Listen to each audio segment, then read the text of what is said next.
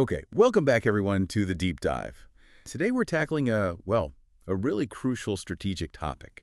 We're going deep into a specific source. It's a detailed assessment looking at China's current posture, its internal situation, and what all that might mean strategically, especially for places like India. That's right. And you can think of this as your shortcut, really. We're aiming to pull out the most important insights from this material, help you, cut through some of the noise to grasp a really complex and frankly evolving strategic picture. It's not just the familiar story of China's rising power. This source gives a much more layered view. It highlights some surprising inward fragilities right alongside that outward projection. Exactly, and that layered view is so important. Our mission here is basically to unpack those nuances, zero in on what's most critical, and connect the dots using the source material. So let's just jump right in. Okay, so the assessment we're digging into, it frames China in a pretty significant way. It doesn't just see it as, say, a conventional border issue. It's presented more as a fundamental, a systemic rival. The competition isn't just military. It stretches across economic, technological, even ideological dimensions. It's a challenge across, multiple domains at once. Right, and the source uses some strong language to describe what it sees as China's strategic culture. It mentions things like deception, delay, and domination. That gives you a sense of the approach being analyzed here. It definitely does. And that perception, it feeds into what the report then details as a hybrid contestation threat matrix. The material points to things like persistent cyber intrusions, psychological operations, designed to shape perceptions, ongoing maritime expansionism, pushing those territorial claims. And that debt diplomacy piece, too. Yes, exactly. The strategic use of debt diplomacy, especially through the Belt and Road Initiative, that huge global infrastructure plan, it's a multi-pronged toolkit, goes way beyond just traditional military power. Okay, now speaking of military power, the PLA, the People's Liberation Army, they've been undergoing massive modernization for years now.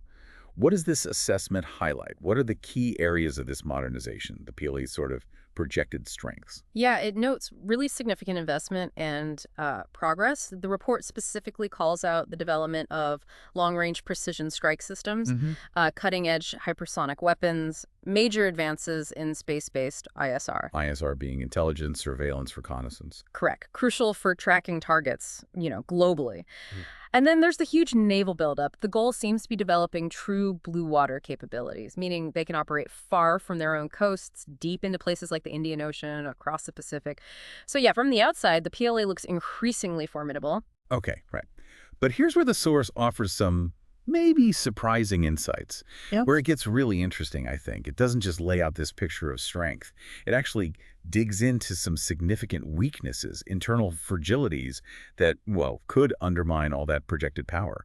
What does the assessment tell us there? And this is really crucial for, a balanced view. Despite all the new hardware, the PLA hasn't actually fought in a modern, large-scale conflict since, 1979? Wow, that long ago. Yeah. So there's this significant service-wide lack of actual combat experience. That's a huge operational unknown, really. And the source points to internal problems, too, not just lack of experience. Absolutely. And this is flagged as a key vulnerability. It talks about the pervasive problem of corruption within key commands. The report mentions recent events like that purge of top generals in the PLA rocket force. Apparently, it exposed issues like embezzlement funds meant for development, just disappearing reports of fake readiness drills, even fabricated training exercises. So essentially, cooking the books on readiness. That seems to be the implication. This kind of internal rot, it can really impact genuine operational capability, no matter how many shiny new weapon systems you have. Plus, the report suggests the very tight political control by the party over the military command structure, while it ensures loyalty, it might actually hinder operational flexibility. It could slow down decision-making in a real crisis. Okay, so that's the military's internal picture. But the source seems to connect this to even broader issues, right? Within China's economy and society. What economic pressures does it flag? Yeah, the economic picture is, far more complex than just the simple growth story we often hear. The assessment really highlights the major real estate collapse. That used to be a huge engine for GDP growth. Now it's facing massive debt, oversupply problems. It's crippling local government revenues that depended on land sales, and it's seriously hitting investor and consumer confidence. And unemployment. I think I saw that mentioned. Yes, particularly high youth unemployment. The report notes that official data publication was stopped for a while, but it mentions unofficial estimates hovering around like 21%. Which, as you said, doesn't exactly build confidence. Not at all. And you're seeing a tangible manufacturing exodus, too. Global companies are increasingly looking at a China plus one strategy. Meaning diversifying supply chains. Exactly. Shifting some production elsewhere, places like Vietnam, India. It's driven by a mix of, geopolitical risks and rising costs inside China itself. And beyond the economy, there's a big demographic shift happening that the source says is strategically important. Oh, absolutely. This is it's a historic turning point. China's population has actually started to shrink. The legacy of the one-child policy means you have a rapidly aging society.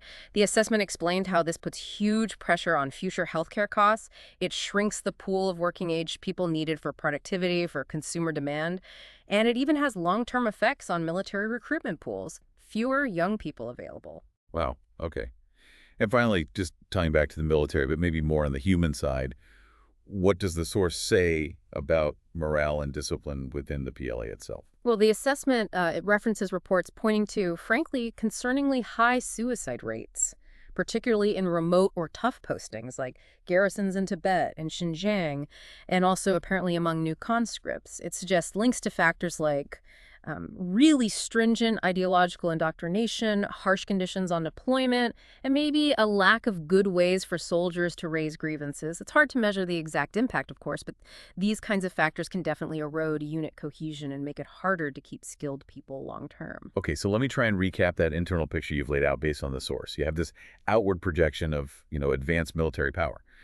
But the assessment argues it's potentially maybe hollowed out by a lack of recent combat experience, significant corruption in the leadership ranks, major economic headwinds like the property crisis and unemployment, Yeah. a looming demographic decline affecting the workforce in the future, and maybe even some morale issues within the ranks. That's a good summary. Precisely. The key insight here, I think, is that these internal factors, they aren't just domestic issues. They are strategically relevant vulnerabilities. You really need to factor them in when you're assessing China's overall power and maybe its predictability on the world stage. Okay, let's bring this back then to the direct implications, particularly for India along its borders. How does the source describe China's actual operational behavior along the line of actual control of the LAC? It paints a picture of consistent tactical assertiveness. The report notes a huge infrastructure buildup on the Chinese side, especially in disputed border areas. We're talking roads, helipads, upgrading fiber optic lines, all things that significantly boost their ability to deploy troops forward quickly and sustain them there. And the source explicitly mentions that tactic people often call salami slicing. It does, yes. It details these tactical encroachments, sort of incremental moves forward, often followed by attempts at diplomatic bargaining. The idea seems to be gaining ground, changing the facts on the ground bit by bit without necessarily triggering a full-blown conflict. It looks like a very calibrated approach. The assessment also notes the deployment of cyber and electronic warfare units near the border, probably for intelligence gathering, surveillance, maybe disrupting communications if there's a standoff. So what's the strategic purpose behind all this, according to the source? Things like the standoffs we've seen, are they just isolated incidents? The assessment argues pretty strongly against that view.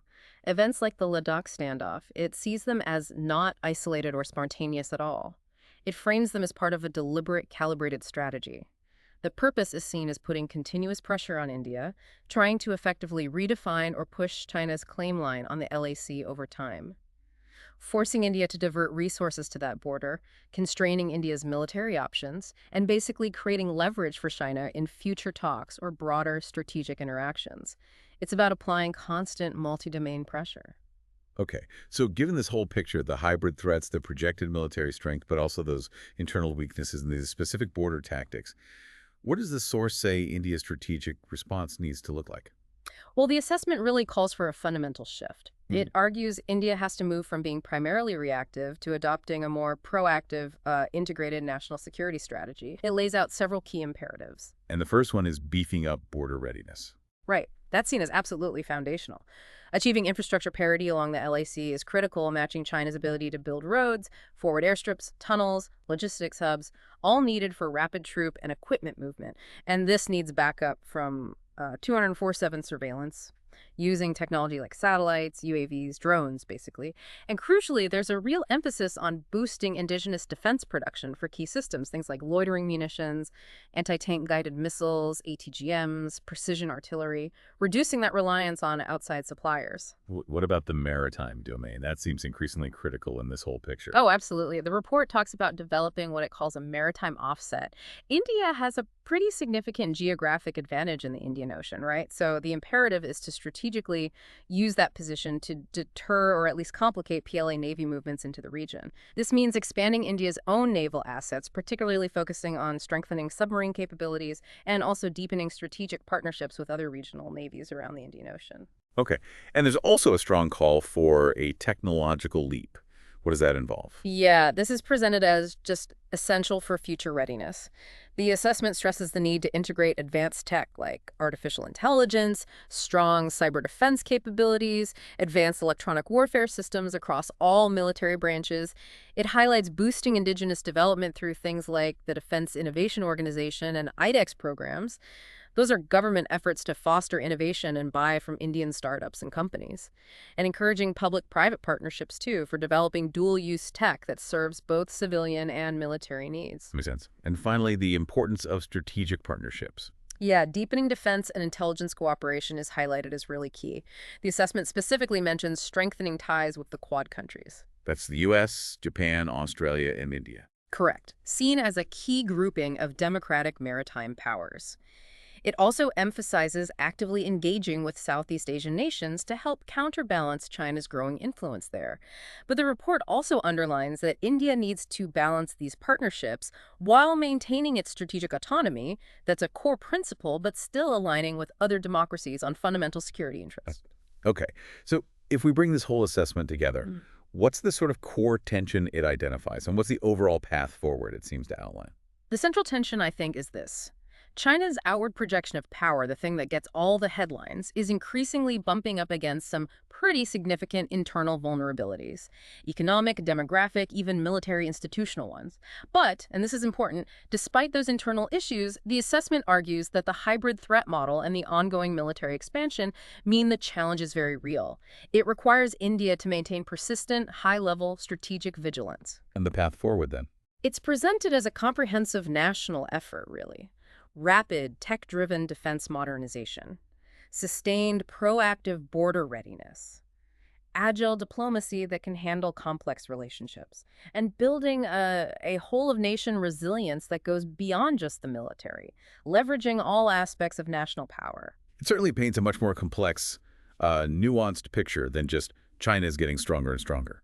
Yeah, it forces you to look beyond just the shiny new military hardware and consider the underlying stability, the internal dynamics that truly underpin strategic power. Right. So we've really unpacked this strategic assessment today.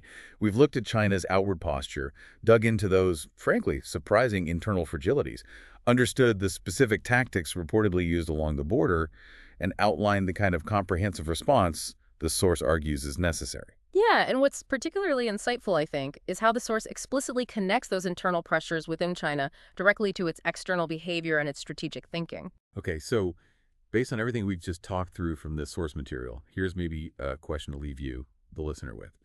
If a major power like China is genuinely grappling with significant economic and demographic challenges, does that make its behavior on the global stage more predictable or potentially less predictable as it tries to navigate those internal pressures? And how should understanding that internal picture really shape the strategic decisions of other countries dealing with it? Something to think about.